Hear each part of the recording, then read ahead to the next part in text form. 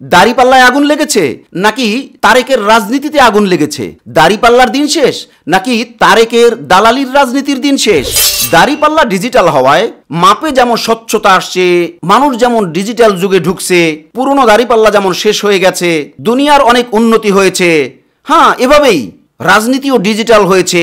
দালালির রাজনীতি, অপরাজনীতি, গুমখুনের রাজনীতি, পেশিশক্তির রাজনীতি, বেচা কেনার রাজনীতি, এগুলি তো শেষ। এখন মানুষ ডিজিটাল রাজনীতিতে ঢুকেছে, যেই রাজনীতির রাস্তা দেখিয়েছে জামায়াত ইসলামী এবং নেতৃত্ব দিবে জামায়াত ইসলামী ইনশাআল্লাহ। আসসালামু আলাইকুম ওয়া রাহমাতুল্লাহ। নাহমাদুহু ওয়া নুসাল্লি আলা রাসূলিহিল কারীম, আম্মা বাদ। সুপ্রিয় দর্শক শ্রোতা, দেশ ও প্রবাসে, কাছে ও দূরে যে যেখান থেকেই আমাদেরকে দেখছেন ও শুনছেন, সকলকে আন্তরিক মোবারকবাদ জানাচ্ছি। আমি ইউসুফ মাহমুদী এবং আপনাদের প্রত্যেককেই আমন্ত্রণ জানাচ্ছি আখলাক টিভির আজকের এই বিশেষ ভিডিও বার্তা অনুষ্ঠানে। বন্ধুরা, আজ আমরা কথা বলতে যাচ্ছি দাড়িপাল্লায় আগুন লেগেছে নাকি তারেকের রাজনীতিতে আগুন লেগেছে। দাড়িপাল্লার দিন শেষ নাকি তারেকের দালালির রাজনীতির দিন শেষ, সেটাই আজকে আমরা গভীরভাবে বোঝার চেষ্টা করব ইনশাআল্লাহ। বন্ধুরা, আপনারা স্ক্রিনে দেখতে পাচ্ছেন যে তারেক বিভিন্নভাবে বিভিন্ন রকমের বেশ কিছুদিন ধরে নতুন একটা ষড়যন্ত্র শুরু করেছে দাড়িপাল্লার বিরুদ্ধে। সে ইনিয়ে বিনিয়ে বিভিন্নভাবে ওল্ড যে দাড়িপাল্লাগুলো, অর্থাৎ দাড়িপাল্লা যেটা স্ক্রিনে আপনারা দেখতে পাচ্ছেন, এই দাড়িপাল্লা নিয়ে এসে বিভিন্নভাবে বলছে দাড়িপাল্লার দিন শেষ, দাড়িপাল্লার কপাল পুড়েছে, তো দাড়িপাল্লার আগুন লেগেছে, তো এই দাড়িপাল্লা মানুষ ছুঁড়ে ফেলেছে, এই দাড়িপাল্লার মাপে ভেজাল, এই দাড়িপাল্লায় কম দেওয়া যায়, এই দাড়িপাল্লায় সুতায় প্যাঁচ দেওয়া যায়, এই দাড়িপাল্লা একটু উল্টা করে ধরলেই হয়। মানে পুরনো দাড়িপাল্লার চুরির যত রকম ধরন আছে, এটা কিন্তু মোটামুটি তারেক সব জানে। তারেক গবেষণা করে সেটা জাতির সামনে বারবার উপহার দিচ্ছে এবং বিভিন্নভাবেই সে জামায়াতকে ঘায়েল করার চেষ্টা করছে।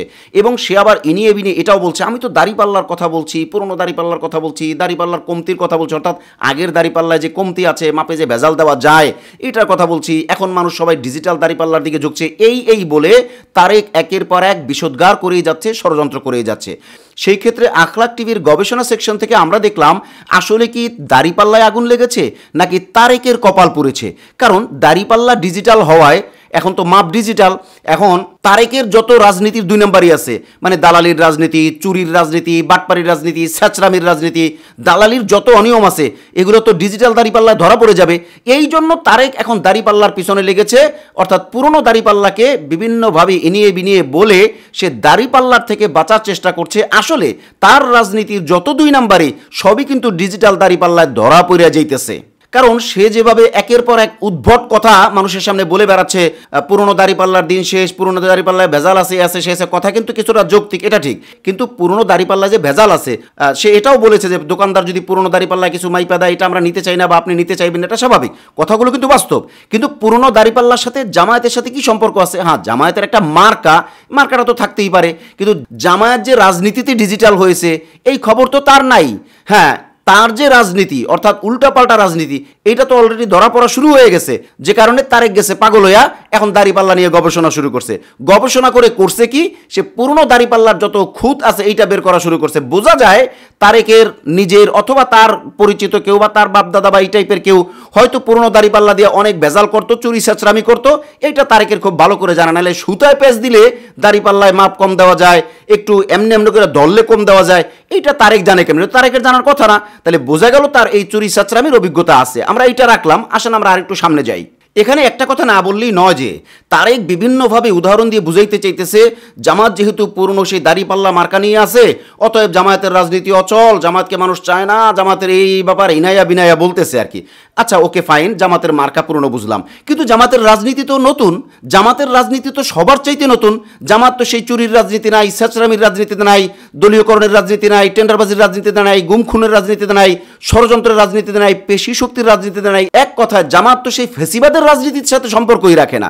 জামায়াত তো সেই ফেসিবাদের রাজনীতিরই মূল উৎপাটন করে দাফন করে দিতে চাচ্ছে যে না, ফেসিবাদের রাজনীতি বাংলাদেশ আর চলবে না। তো জামায়াত তো রাজনীতিতে আপডেট, এটা সারা দুনিয়া জানে। কিন্তু দাড়িপাল্লাকে টাইনা জামাতকে ছোট করার চেষ্টা যে তারেক করছে, তারেক নিজে তো সেই দালালির রাজনীতির মধ্যে আছে, ফ্যাসিস্টের সহযোগীর রাজনীতির মধ্যে আছে, কেনা বেচার রাজনীতির মধ্যে আছে। অর্থাৎ একের পর এক তারেক যে দালাল, এটা তো সারা দুনিয়া সবাই জানে এবং মিডিয়াতে ওপেন করে বলা হচ্ছে। এবং সে যে বিকাশ তারেক বা আম তারেক, যেভাবেই যা মানুষ বলে, বিকাশ বলতে যে সে বিকাশের টাকা উঠায় জন্য বিকাশ তারেক বলে, আর আমের ব্যবসা করে এই জন্য কেউ আম তারেক বলে, আবার আম জনতার দল এই কারণে আম তারেক বলে। এগুলো দোষের কিছু না, আমরা দোষের বলছি না। আমাদের বক্তব্য হলো তার রাজনীতি নিয়ে, তার যে ছ্যাচরামির রাজনীতি, কেনাবেচার রাজনীতি, দালালির রাজনীতি। আচ্ছা আপনি দেখেন 5ই আগস্টের পর তারেক কোরবানির গরুও তো এত বেচা কিনা হয় না, কোরবানির গরু তো বছরে একবার বেচা কিনা হয়, মানে কোরবানির সময়।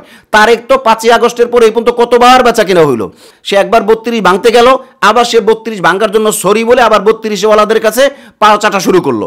আবার সে এই দলে যায় ওই দলে যায়, কয়দিন এই দলের দালালি কয়দিন ওই দলের দালালি, বড় এক দলের দালালি শুরু করছে। সেই দল তো তাকে খুব বেশি একটা পাত্তা দেয় না, আমরা এখনো পর্যন্ত তাকে পাত্তা দেওয়ার বিষয় দেখি নাই।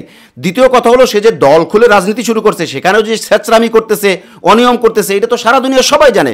তার মানে তারেক তো রয়ে গেছে ওল্ড রাজনীতিতে, ছেচরামির রাজনীতি, লুটপাটের রাজনীতি, ফেসিবাদের রাজনীতি, ফেসিবাদের সহযোগিতার রাজনীতি, দালালের রাজনীতি, এইসবের মধ্যেই তো তারেক নিজেকে তো ডেভেলপ করতে পারলো না, তারেকের রাজনীতিটাই তো ডেভেলপ হলো না।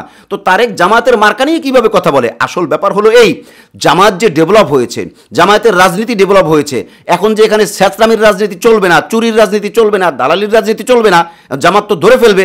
এই চোরের মনে পুলিশ পুলিশ, এই কারণে তারেক এখন দাড়িপাল্লার পিছে লাগা বলতেছে দাড়িপাল্লায় আগুন লাগছে, দাড়িপাল্লার এই হয়েছে সেই হয়েছে, দাড়িপাল্লায় মাপে ভেজাল দেওয়া যায়, এটা পুরনো পাল্লা, এটা মানুষ নেয় না। আরে বাবা সবই তো বুঝলাম, জামাতকে তো মানুষ গ্রহণ করেছে, জামায়াতকে তো আমভাবে মানুষ গ্রহণ করেছে। জামায়াতের একটা উপজেলা পর্যায়ের নেতা পর্যন্ত তো তারেক হইতে পারে নাই, তো তারেক জামায়াতকে নিয়ে কিভাবে কথা বলে? আমরা পরিষ্কার করে ঘোষণা করতে চাই, জামাত শুধু ডেভেলপ হয় নাই, জামাত ডেভেলপ হয়েছে, জামাত দেশকেও ডেভেলপ করবে। চুরির রাজনীতি, ছেচরামির রাজনীতি, দলীয়করণের রাজনীতি, দালালির রাজনীতি, পেশি শক্তির রাজনীতি, এগুলোকে জামাত দাফন করে দিবে। এই ভয়ে তারেক জামাতের পিছে একের পর এক ষড়যন্ত্র করেই যাচ্ছে। এখন লাগছে জামাতের দাড়িপাল্লা মার্কা নিয়ে, এখন তাতেও যে তার চুরি ছেচরামি, অর্থাৎ পুরনো দাড়িপাল্লা যে চুরির সিস্টেমগুলো তারেক যেটা বললো, তাহলে তারেক সেগুলো জানে। এত চুরির সিস্টেম কিভাবে তারেক জানে, আমরা তো এখানেও অবাক। তার মানে চুরির সাথে তারেকের সম্পর্ক, পুরনো রাজনীতির সাথে তারেকের সম্পর্ক, দালালির রাজনীতির সাথে তারেকের সম্পর্ক। অতএব দিন দিন তারেক ধরা খাবে। বিধায় আখলাক টিভি এই প্রশ্ন করে, দাড়িপাল্লায় আগুন লেগেছে নাকি তারেকের রাজনীতিতে আগুন লেগেছে? দাড়িপাল্লায় আগুন লেগেছে নাকি তারেকের কপালে আগুন লাগছে?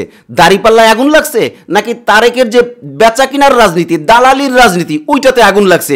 ওই বিষয়গুলো কিন্তু আমাদেরকে বুঝতে হবে। এখন দেখেন সে জামায়াতের রাজনীতির ব্যাপারে গবেষক হয়ে গেল, জামায়াতের দাড়িপাল্লা নিয়ে গবেষণা শুরু করলো, জামায়াতের মার্কা নিয়ে গবেষণা শুরু করলো, অথচ নিজের রাজনীতি যে পইচ্চা ভাড়া হয়ে গেছে, নিজের রাজনীতি যে পইচ্চা ডাস্টবিনে যাইতেছে, নিজের রাজনীতি যে শেষ, এই খবর তারেকের নাই। অথচ আমরা গবেষণা থেকে নিরপেক্ষভাবে এটা বলতে পারি যে তারেক আসলে কথা বলতে পারে, তারেক একটা প্রতিবাদী মানুষ, তারেক মোটামুটি যদি ভালোভাবে রাজনীতি করত তাহলে সম্ভাবনাময় একজন রাজনীতিবিদ হইতে পারত।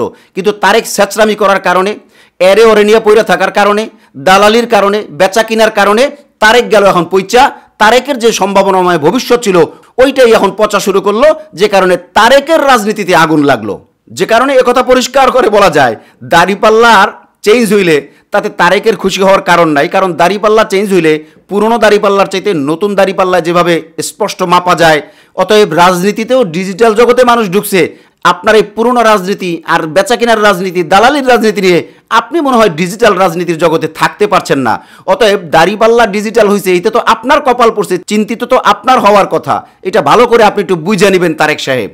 বন্ধুরা শেষ প্রান্তে এসে আমরা এই কথা না বলে পারছি না, তারেক বা তারেকের মতো যত মানুষ যত ষড়যন্ত্র জামায়াত ইসলামীকে নিয়ে করুক, কিচ্ছু আসে যায় না, ইনশাআল্লাহ কিচ্ছু আসে যায় না। কারণ জামাত এমন রাজনীতি জাতিকে উপহার দিতে শুরু করেছে যে জাতি যা চায়, জাতি যার জন্য, অর্থাৎ যেই স্বচ্ছ রাজনীতির জন্য জাতি চাতক পাখির মতো মুখিয়ে আছে, জামায়াত ইসলামী সেই রাজনীতি জাতিকে উপহার দিচ্ছে, দিবে ইনশাআল্লাহ।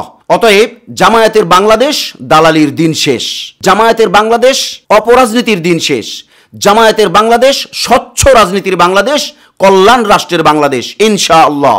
বন্ধুরা আজ তাহলে এই পর্যন্তই, দেখা হচ্ছে পরবর্তী কোনো লাইভে অথবা পরবর্তী কোনো ভিডিও বার্তায় ইনশাআল্লাহ। আসসালামু আলাইকুম ওয়া রাহমাতুল্লাহি ওয়া বারাকাতুহু।